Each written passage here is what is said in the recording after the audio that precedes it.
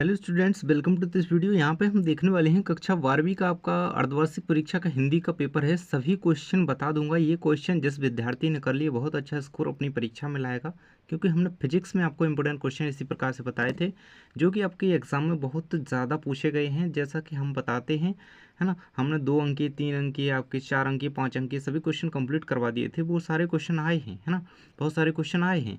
तो यहाँ पे इसी प्रकार से हम आपके हिंदी के करवा देंगे, इसी प्रकार से आपके अन्य सब्जेक्ट्स के भी करवाएंगे, है ना। तो तैयारी ऐसे करिए कि आप अच्छी तरीके से अच्छे अंक ला सकें। यहाँ पे देख सकते हैं, सबसे पहले ही चैप्टर से ही ये क्वेश्चन है, जगजीवन के भार से कवि का क्या आशय है। तो कवि स्वयं के जीवन को महत्वहीन मानते हुए कहता है कि वह संसार में अपने जीवन को भार के समान लेकर जीवन व्यतीत करता है। ये इसका आंसर हो जाएगा, है ना। इसी प्रकार से मैं आपको मोस्ट सिलेक्टेड क्वेश्चन बताते जाऊंगा, जिससे कि आपकी तैयारी हो सके, क्योंकि बहुत सारा पढ़ने को है। ऐसे तो आप पढ़ेंगे तो हो ही नहीं पाएगा, है ना। इसके बाद है आपका ये, यहाँ पे देखेंगे, भाषा को सहूलियत से बरतने से क्या अभिप्राय है ना। तो भाषा को सहूलियत से बरतने के लिए जो अभिप्राय है, उसमें क्या कहता है कवि कवि कहता है कि मानव मन में भावों का उदय होता है, मानव मन में भावों का उदय होता है। यदि वह भाषा के चक्कर में उलझ जाता है तो वह अपने भावों को सही ढंग से प्रस्तुत नहीं कर पाता, है ना। तो यहाँ पे इसका आंसर रहेगा, वह तभी उन्हें प्रकट करता है। तो इतना इसका आंसर रहेगा। इसे कंप्लीट आप जरूर से कर लीजिएगा। बहुत ही इंपॉर्टेंट क्वेश्चन है ये सिलेबस के हिसाब से, है ना। ये चैप्टर आना है तो इस चैप्टर का ये क्वेश्चन इंपॉर्टेंट है, तो इसे करना है आपको, है ना। इसके बाद आपको कौन सा क्वेश्चन करना है, यहाँ पे देख सकते हैं, देखिए, छायावादी काव्य की प्रमुख विशेषताएं लिखिए। तो छायावादी काव्य की विशेषताएं आपको याद होनी चाहिए। सबसे पहले देख सकते हैं, छायावादी सौंदर्य एवं प्रेम का चित्रण अमूर्त तथा भावपूर्ण है। तो यहाँ पे ये रहेंगे, इनके 3 लक्षण यहाँ पे दिए गए हैं। 2 लक्षण और रहे छायावाद की, आपको वहाँ पे आगे दिए गए हैं, ये रहे। तो इसे आप कंप्लीट कर लीजिएगा। इसके बाद आपको करना है यहाँ पे, सबसे पहले आपको होना चाहिए नई कविता की विशेषताएं कर लीजिएगा। देखिए, अगला क्वेश्चन आपका दिया गया है, नई कविता की विशेषताएं लिखिए एवं 2 कवियों के नाम लिखिए। तो विशेषताएं तो 4 यहाँ पे दी गई है नई कविता की। तो ये चारों विशेषताएं आपको नई कविता की कर लेनी है। इसके बाद आप देख सकते हैं कि आपको जो कवियों के नाम हैं वो आगे दिए गए हैं, जो नई कविता के प्रमुख कवि हैं, है ना। वो जो कवि हैं उनकी रचनाएं हैं सामने लिखी हुई हैं ना, कंप्लीट कर लीजिएगा। ये बहुत ही इंपॉर्टेंट क्वेश्चन है। और रीतिकाल के कवियों के नाम, उनकी रचना सहित जरूर से याद करिएगा। ये वाला क्वेश्चन इंपॉर्टेंट है। इसके बाद आपकी जो आपको पद्यांश करना है ना, तो ये वाला जरूर से कर लीजिएगा। मैं जग जीवन का भार लिए फिरता हूँ, फिर भी जीवन में प्यार लिए फिरता हूँ। ये वाला आप कर कंप्लीट कर लीजिएगा। यहाँ पे इंपॉर्टेंट है, पहले चैप्टर से है आपका, हरिवंश राय बच्चन जी के चैप्टर से, है ना। तो ये रहेगा आपका। और पिछली बार ये आया था, मैं निज रोदन में राग लिए फिरता हूँ, है ना। ये त्रैमासिक में आपका आया था, क्या पता इस बार भी आ जाए, है ना। इस बार के हिसाब से मैं ये बता रहा हूँ आपको, ये जरूर से कर लेंगे, है ना। तो ये भी आप देख लीजिएगा, क्योंकि पिछली बार आया था तो बोर्ड के लिए इंपॉर्टेंट है ये, है ना। तो इसे अभी से कंप्लीट कर लेंगे यहाँ तक। इसके बाद आपका अगला क्वेश्चन रहेगा, देखिए यहाँ पे, ये आपको अगली व्याख्या करनी है यहाँ पे, पद्यांश की। इसकी कंप्लीट कर लेंगे। जोर जबरदस्ती से बात की चूड़ी मर गई और वह भाषा में बेकार घूमने लगी, हाथ हार कर मैंने उसे कील की तरह उसी जगह ठोंक दिया। तो ये इसका पूरा प्रस्तुत प्रसंग सहित व्याख्या दी गई है। इसे कंप्लीट कर लेंगे आप, ये पूरा दिया गया है ना। इसके बाद आपको हरिवंश राय बच्चन जी का जो है कवि परिचय कर लेना है याद, क्योंकि बहुत इंपॉर्टेंट है आपके छमाही के सिलेबस के अकॉर्डिंग ये आना है। और रघुवीर सहाय का भी यहाँ पे दिया गया है ना। हरिवंश राय बच्चन जी का ये रहा पूरा कंप्लीट यहाँ तक, है ना। फिर इसके बाद है यहाँ पर रघुवीर सहाय का, तो देखेंगे इतना यहाँ पे दिया गया है, और इसका आगे यहाँ पे पूरा कंप्लीट दिया गया है यहाँ तक, है ना। तो ये रहेगा। इसके बाद आपको गोस्वामी तुलसीदास जी का जीवन परिचय और कवि परिचय दोनों यहाँ पे अच्छी तरीके से देख लेना है ना। कवि परिचय इनका कंप्लीट कर लेंगे। साहित्य में स्थान आपको देखिए, सबसे इसमें आपको क्या करना क्या है, 2 रचनाएं आपको याद होनी चाहिए, भाव पक्ष कला पक्ष होनी चाहिए, और साहित्य में स्थान, है ना। तो ये आपको कर लेने हैं अच्छी तरीके से। इसके बाद आपका काव्यबोध स्टार्ट होता है। काव्यबोध में जो जो क्वेश्चन बनेंगे वो हम देख लेते हैं ना। तो काव्यबोध के अकॉर्डिंग जो क्वेश्चन आपके रहने वाले हैं वो यहाँ पर रहेंगे। देखिए, संचारी भाव तथा स्थायी भाव में अंतर लिखिए। इंपॉर्टेंट क्वेश्चन है, ये कंप्लीट कर लीजिएगा। और फिर उसके बाद खंड काव्य किसे कहते हैं। तो खंड काव्य तो मैं ऐसे ही बताऊंगा कि खंड काव्य यानी कि खंड काव्य और महाकाव्य में अंतर कर लेंगे तो ये दोनों आपको अच्छी तरीके से हो जाएंगे। फिर चाहे कैसे भी आ जाएगी, खंड काव्य किसे कहते हैं ना, अंतर दोनों में याद हो जाएंगे ना, तो बन जाएगा। महाकाव्य की विशेषताएं जरूर से याद होनी चाहिए, बिल्कुल हाईलाइटेड क्वेश्चन है ये आपका। तो जरूर से याद होनी चाहिए महाकाव्य की, है ना। इसमें 8 सर्ग होते हैं, आकार में बड़ा होता है ना। और अधिक छंदों, अलंकारों, रसों का सुंदर परिपाक वर्णन होता है। अधिक रसों की प्रधानता होती है ना। ये होते हैं शांत और वगैरह। इसके बाद देख सकते हैं महाकाव्य और उनके रचनाकारों के नाम ये होने चाहिए याद बिल्कुल अच्छी तरीके से, है ना। रामचरितमानस, तुलसीदास, पद्मावत, जायसी, तो ये आपको दोनों याद होने चाहिए, है ना। महाकाव्य उनके रचनाकार, पंचवटी ये आपकी खंडकाव्य हो जाता है। यहाँ पे नीचे खंडकाव्य उनके रचनाकारों के नाम दिए गए, बहुत सारे हैं, दो चार याद कर लीजिएगा, 2-3, है ना। पंचवटी कर लीजिए, सुदामाचरित, नरोत्तम दास, बस इतना याद रखिए, है ना।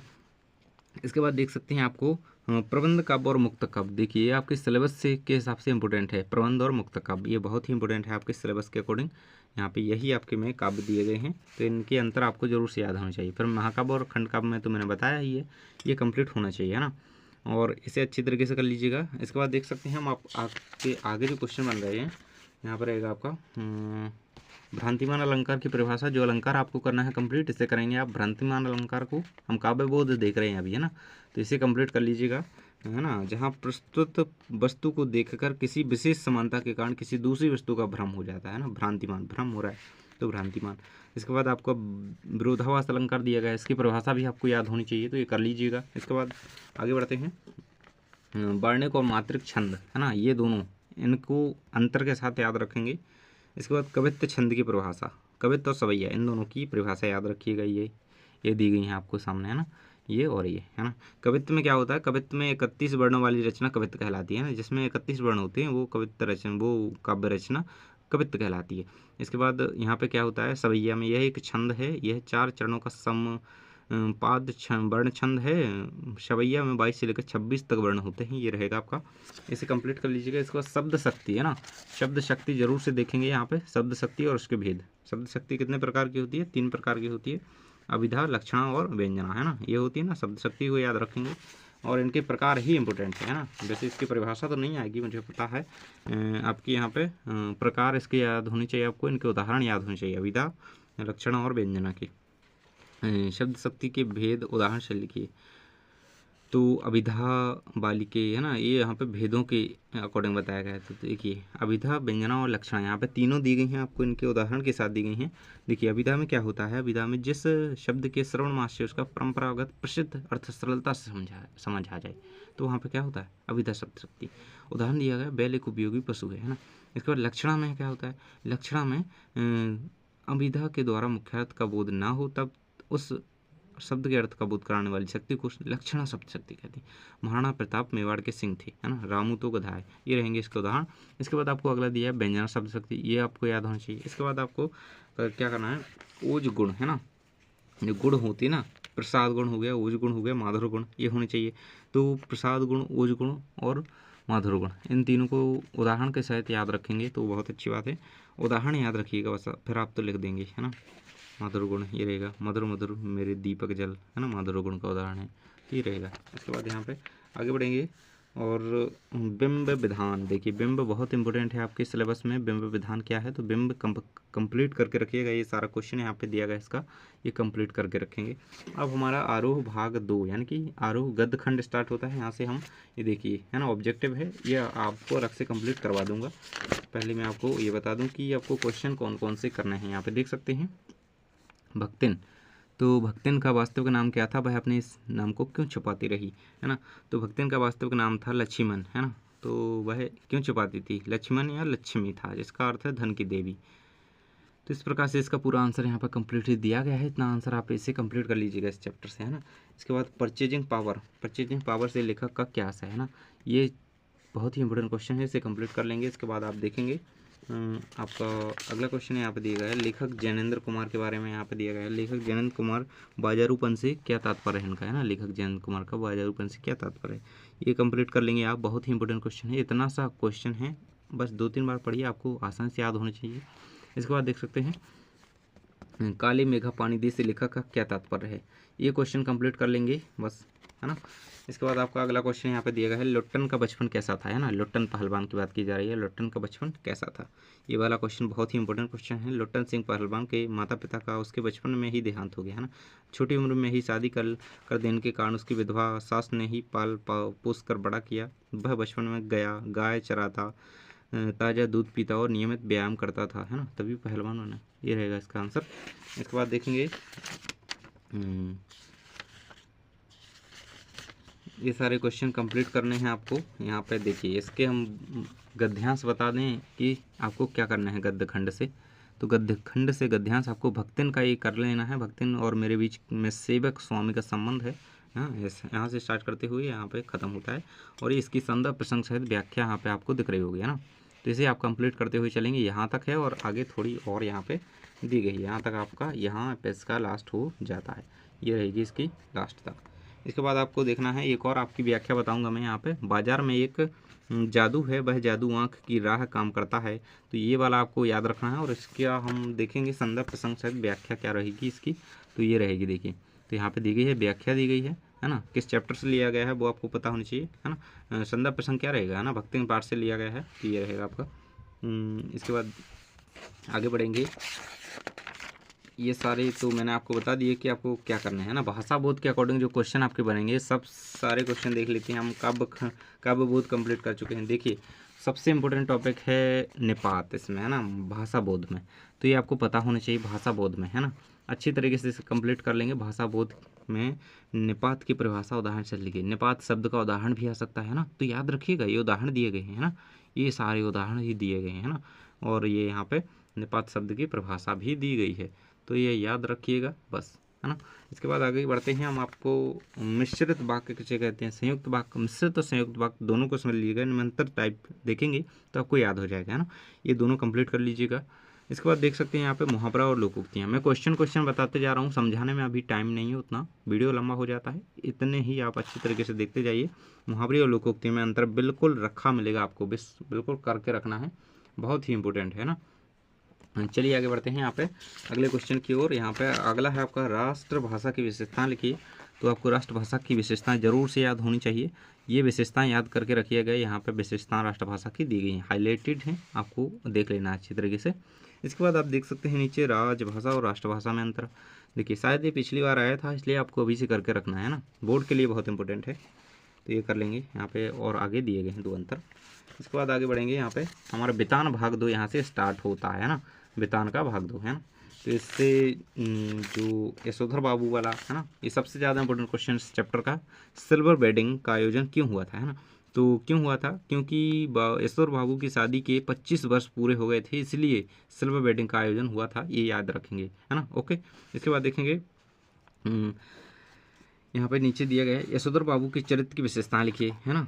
तो यशोधर बाबू के चरित्र की विशेषताएं आपको यहाँ पे ये देखिए, यहाँ पे क्वेश्चन स्टार्ट होता है। यशोधर बाबू सिल्वर वेडिंग नामक कहानी के मुख्य पात्र व कहानी के नायक है ना। मुख्य पात्र कौन है इस सिल्वर वेडिंग कहानी के, यशोधर बाबू, है ना। ये याद रखिएगा। ये वाला क्वेश्चन भी आप यहाँ पे कंप्लीट करके रखेंगे। जब सब्जी लेकर के यशोधर बाबू घर पहुँचे तो उनकी दशा कैसी थी, ये क्वेश्चन पूरा दिया गया आंसर के साथ, इसे कंप्लीट कर लेंगे, है ना। तो सबसे यहाँ तो हम देख लेते हैं यशोधर बाबू की चरित्र की विशेषता। मोस्ट इंपोर्टेंट क्वेश्चन, सबसे इंपोर्टेंट है इस चैप्टर का, है ना। देखिए यहाँ पर पूरी आपको विशेषताओं सहित दिया गया है। ये यहाँ पर उनकी विशेषताएँ दी गई हैं, इसे आप अच्छी तरीके से याद रखेंगे। ये 4-5 विशेषताएँ हैं इनकी यशोधर बाबू के चरित्र की, ये याद रखिएगा। तो इसके बाद आप देखना चाहते हैं आगे के क्वेश्चन। तो देखिए यहाँ पे दिया गया है मोहनजोदड़ो की सभ्यता को लो प्रोफाइल सभ्यता क्यों कहा गया, है ना। तो ये क्वेश्चन है आपका, इसे भी आप कंप्लीट कर लेंगे। इतना सा क्वेश्चन है आपका, 2-3 बार पढ़िए, आपको आसानी से याद हो जाएगा, है ना। जो क्वेश्चन बता रहा हूँ वो सिलेक्टेड हैं और आपको ये जरूर से कर लेना है, इनमें से एक भी क्वेश्चन नहीं छोड़ना है।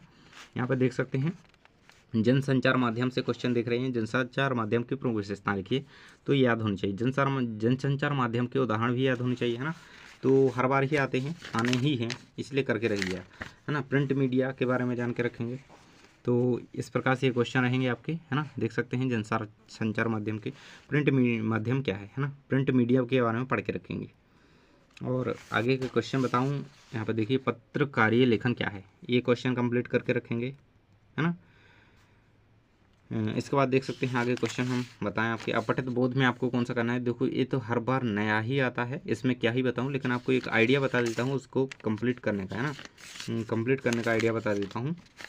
देखिए जैसे ये है आपका तो ये इस प्रकार से क्वेश्चन दिया जाता है इसका, है ना। ये एक आपको अपठित गद्यांश टाइप दे दिया जाता है ना, और इसको पढ़ करके आपको कुछ क्वेश्चन के आंसर देने होते हैं। इसी पढ़ करके आपको शीर्षक आपको खुद ही निकालना है। देखिए यहाँ पर दिया गया उपयुक्त गद्यांश का शीर्षक लिखिए। तो इसमें जो कहा जा रहा है ना, शीर्षक अक्सर जो होता है ना, कम से कम 2-3 एक शब्द का होना चाहिए, मतलब 2-3 शब्द भी हो सकते हैं, होना चाहिए छोटा, है ना। शीर्षक होता है टॉपिक टाइप छोटा, है ना, लंबा नहीं चाहिए, वो आपका सारांश हो जाएगा नहीं तो, है ना। और इसी में इसके क्वेश्चन के आंसर लिखे हुए होते हैं, तो आप इन्हें आसानी से ढूंढ सकते हैं। इसके बाद आप देखेंगे यहाँ पे अपठित काव्यांश, तो ये भी आपका नया ही आता है, बट मैं आपको बता दूं कि करके चलना है आपको। जी वाला यहाँ पे कर लीजिएगा, जो जल बढ़े नाव में घर में बाढ़े दाम, तो ये वाला कर लीजिएगा। यहाँ पे पूरा इसका दिया गया है ना। तो इसे कंप्लीट करने के बाद आप बढ़ेंगे आगे। पत्र लेखन में आपको कौन सा पत्र करना है इस बार कौन सा यहाँ पे इम्पोर्टेंट आपके लिए माना जाएगा, है ना। तो यहाँ पे सबसे पहले तो मैं आपको बता दूं, अपने मित्र को हाई सेकेंडरी में प्रथम श्रेणी में उत्तीर्ण होने पर बधाई पत्र लिखिए। तो इस प्रकार से इसे कंप्लीट करेंगे, ये दिया ही गया है आपको नीचे तक, है ना। इसके बाद इसका कंप्लीटली आंसर यहाँ तक कंप्लीट हो जाएगा, देखिए यहाँ तक, है ना ये। और मोहल्ले की सफाई की आपको एप्लीकेशन कर लेनी है, हमने चैनल पर एक वीडियो डाल रखा है जिसे आप जा करके देख लेंगे। ये रहेगा आपका वाद विवाद प्रतियोगिता में प्रथम आने पर मित्र को बधाई पत्र कर लेना है ना। 2 पत्र बताऊंगा, 2 बताऊंगा वो क्या कहलाती है एप्लीकेशन, है ना। तो इन्हें कंप्लीट कर लेंगे। और मोहल्ले की सफाई, यानी कि जो आपके मोहल्ले में गंदगी व्याप्त है उसके लिए आपको नगर पालिका अध्यक्ष को जो है वो एप्लीकेशन एक लिखना है, तो वो कंप्लीट करेंगे। इसके बाद है आपके निबंध लेखन। तो निबंध लेखन को किस प्रकार से कंप्लीट करना है, निबंध लेखन के लिए आप कौन कौन से करें, है ना। बहुत सारे हैं टॉपिक, मैं आपको बता दूं इम्पोर्टेंट। देखिए कोविड-19 तो अब नहीं आएगा, लेकिन प्रदूषण आपको यहाँ पे ध्यान में रख करके चलना है, प्रदूषण का करेंगे। और बता दूं कि जो भ्रष्टाचार है ना, भ्रष्टाचार, स्वास्थ्य, है ना, स्वास्थ्य का महत्व ये करेंगे।